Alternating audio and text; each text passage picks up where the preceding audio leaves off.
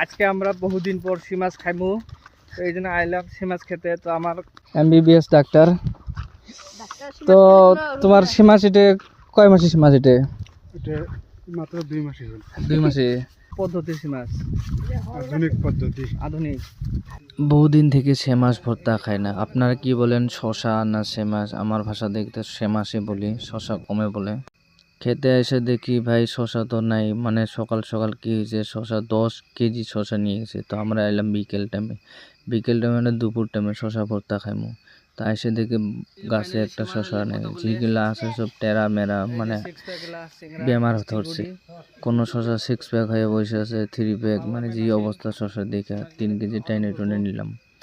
তো এখানে আসলে পাল্লা পাত্তর দিয়ে মাপতেছে 3 কেজি তো বেশি দিল, মানে 4 কেজি দিল, মানে পার্টনারের গাছ না, ওই দেখে আরো বেশি করে দিল। জিনাক শশা নিয়ে আইলাম।